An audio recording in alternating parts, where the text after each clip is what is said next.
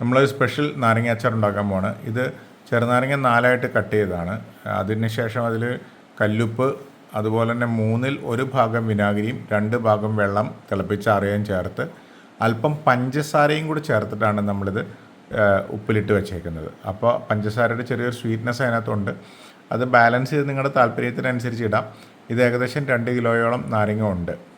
നമ്മളിതിലേക്ക് ഇത് അച്ചാറാക്കണം. അപ്പോൾ ഇതൊരു 15-16 ദിവസത്തോളം ഇപ്പോൾ ആയിട്ടുണ്ട്. നല്ല സോഫ്റ്റായിട്ട് നാരങ്ങ ആയിട്ടുണ്ട്. ഇതിലേക്ക് നമ്മൾ കറിവേപ്പില, അതുപോലെ കുറച്ചധികം വെളുത്തുള്ളി, കുറച്ച് ഇഞ്ചി, കടുക്, കായം, നല്ലെണ്ണ, കാശ്മീരി മുളക് പൊടി, ഇത്ര സാധനങ്ങൾ മാത്രമേ നമ്മൾ ഈ അച്ചാറിൽ ചേർക്കുന്നുള്ളൂ. ഉപ്പ് നമ്മൾ മുഴുവൻ അച്ചാറിനുള്ള ഉപ്പ് നമ്മൾ ആവശ്യത്തിന് ആദ്യം തന്നെ അതിൽ ചേർത്തിട്ടുള്ളത് കൊണ്ട് രണ്ടാമത് നമ്മളതിൽ ഉപ്പ് ആഡ് ചെയ്യുന്നില്ല. ഇനി നമുക്ക് പ്രിപ്പറേഷൻ്റെ പാർട്ടിലേക്ക് പോകാം.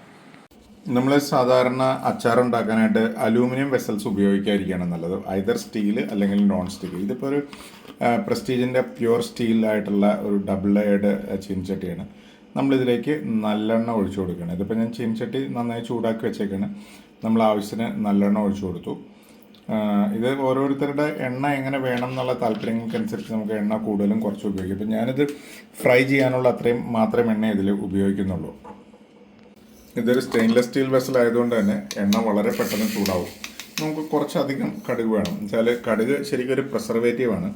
നമ്മൾ കടുകെണ്ണയിൽ ഉണ്ടാക്കിയാൽ രുചി മാറും. അതുകൊണ്ടാണ് നല്ലെണ്ണയിൽ ഉണ്ടാക്കുന്നത്. കുറച്ചധികം കടുക്, നമ്മളിപ്പോൾ 2 കിലോ ഉപയോഗിക്കുന്നതുകൊണ്ട് കുറച്ചധികം കടുക് ഇതിലേക്ക് ഇടുന്നുണ്ട്.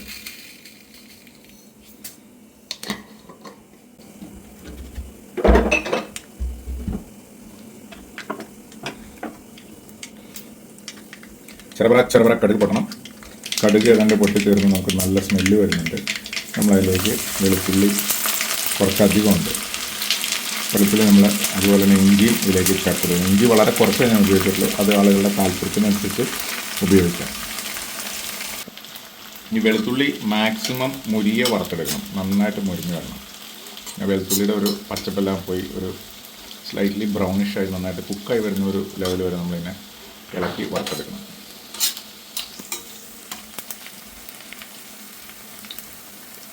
നമ്മുടെ വെളുത്തുള്ളി ഏകദേശം ഒരു മിനിറ്റൊക്കെ എടുത്തിട്ടുണ്ടാവും. ഇത് ഒരുവിധം മുരിഞ്ഞ് വരുന്നുണ്ട്. ആ സമയത്ത് നമ്മൾ ഒരു 2 പിടിയോളം കറിവേപ്പില ചേർത്ത് കൊടുക്കുന്നുണ്ട്. ഈ കറിവേപ്പില നന്നായിട്ട് ഡ്രൈ ആയി വരണം. അപ്പോഴാണ് അതിൻ്റെ നല്ല ഫ്ലേവർ കിട്ടുള്ളൂ. നന്നായിട്ട് മുരിഞ്ഞ് വരണം. ഇപ്പോൾ നന്നായിട്ട് മുരിഞ്ഞു വന്നു. കറിവേപ്പിലയും നന്നായിട്ട് മുരിഞ്ഞു വന്നിട്ടുണ്ട്. ഈ സമയത്ത് നമുക്കിനി ഇതിൻ്റെ കളറ് നഷ്ടപ്പെടാതിരിക്കാൻ വേണ്ടി നമ്മൾ ഇതിൻ്റെ തീ ഓഫ് ചെയ്തു. നമുക്കിനി ചൂടിൻ്റെ ആവശ്യമില്ല. ഇത് പതുക്കെ ആറി വരുന്ന സമയത്ത് നമ്മൾ തീ ഓഫ് ചെയ്തതിന് ശേഷം നമ്മൾ ആവശ്യത്തിന് മുളക് പൊടി ഡയറക്റ്റായിട്ട് ഇതിലേക്ക് ഇട്ട് കൊടുക്കുകയാണ്. ഞാനിപ്പോൾ ഏകദേശം 2 കിലോ ഉപയോഗിക്കുന്നുണ്ട്. ഒരു 200 ഗ്രാംസോളം മുളക് പൊടിയിൽ ചേർക്കുന്നുണ്ട്.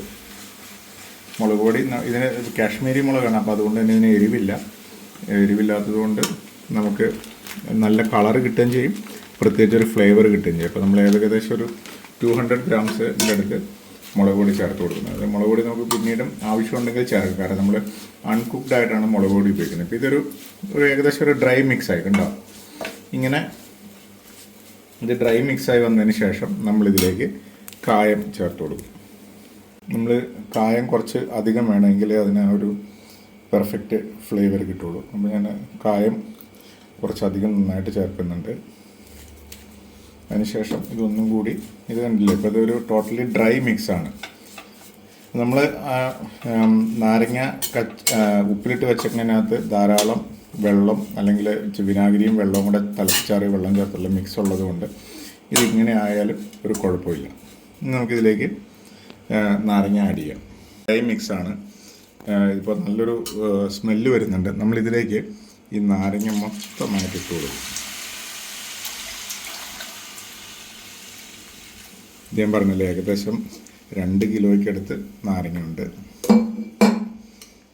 ഇനി ഇത് ഇളക്കി കൂട്ടി എടുക്കുക എന്നുള്ളതാണ് അടുത്ത പണി. നമുക്ക് ഗ്രേവി തിക്കായിട്ടില്ലെങ്കിൽ അതിൻ്റെ അനുസരിച്ച് ഇതിലേക്ക് ഒരല്പം മുളക് പൊടി ചേർത്ത് കൊടുക്കും. ഒഴിക്കുന്ന സമയത്ത് നമുക്ക് വെള്ളം കുറച്ച് കൂടുതൽ പോലെ ഫീൽ ചെയ്തെങ്കിലും ഇത് കണ്ടില്ലേ, ഇതിപ്പോൾ നല്ല തിക്ക് ഗ്രേവി. നമ്മുടെ ഈ കാശ്മീരി മുളക് പൊടിക്ക് അങ്ങനെ ഒരു പ്രത്യേകതയാണ്. നമ്മൾ എപ്പോഴും കുറച്ച് നേരം വെയിറ്റ് ചെയ്തിട്ട് മുളക് പൊടി രണ്ടാമത് ചേർക്കേണ്ടി വരുവാണെങ്കിൽ കുറച്ച് നേരം വെയിറ്റ് ചെയ്തിട്ട് ചേർത്താൽ മതി. കാരണം ഇത് അതിനകത്തേക്ക് നമ്മൾ ആദ്യം ചേർത്തിട്ടുള്ള ചൊറുക്കയും ഇതെല്ലാം കൂടെയൊക്കെ കുടിക്കുമ്പോഴേക്കും ഈ കാശ്മീരി മുളക് ചെറുതായിട്ട് വീർത്ത് വരും. അപ്പോൾ ആ കാശ്മീരി മുളകാണ് ഇതിൻ്റെ ഫ്ലേവർ. ഞാനിപ്പോൾ നിങ്ങളിതിനകത്ത് ശ്രദ്ധിച്ചിട്ടുണ്ടാവും, ഞാനിതിൽ പച്ചമുളക് ചേർത്തിട്ടില്ല. പച്ചമുളക് ചേർക്കാതിരിക്കുന്നതും അതുപോലെ തന്നെ നമ്മളിതിനകത്ത് പ്രിസർവേറ്റീവായിട്ട് കടുക് നല്ലൊരു പ്രിസർവേറ്റീവാണ്, ഷുഗർ നല്ലൊരു പ്രിസർവേറ്റീവാണ്, സോൾട്ട് നല്ലൊരു പ്രിസർവേറ്റീവാണ്. അതുപോലെ തന്നെ നമ്മുടെ നല്ലെണ്ണയും നല്ലൊരു പ്രിസർവേറ്റീവാണ്. അപ്പോൾ അതുകൊണ്ട് തന്നെ ഇത് പരമാവധി നമ്മൾ വെറ്റായിട്ടുള്ള സ്പൂൺ ഉപയോഗിക്കാതെ ഇത് കൈകാര്യം ചെയ്യണമെങ്കിൽ എത്ര നാൾ വേണമെങ്കിലും നമുക്ക് ഈ അച്ചാർ കേടുകൂടാതെ സൂക്ഷിക്കാൻ പറ്റും. അപ്പോൾ ദാറ്റ്സ് ഓൾ. ഇത് ഞാൻ ഉണ്ടാക്കുന്ന അച്ചാർ പലരും എന്നോട് എങ്ങനെ ഉണ്ടാക്കണമെന്ന് ചോദിച്ചിട്ടുള്ളതുകൊണ്ടാണ് ഞാൻ ഇതിൻ്റെ വീഡിയോ ഇട്ടത്. അപ്പോൾ ഈ 15 ദിവസത്തോളം നമ്മൾ ഇത് സോക്ക് ചെയ്ത് വയ്ക്കുന്നതുകൊണ്ട് നമുക്ക് നെക്സ്റ്റ് ഡേ മുതൽ ഇത് ഉപയോഗിക്കാൻ പറ്റും. സോ എല്ലാവരും ഉണ്ടാക്കി നോക്കാം, എന്നിട്ട് അഭിപ്രായം പറയാം. താങ്ക്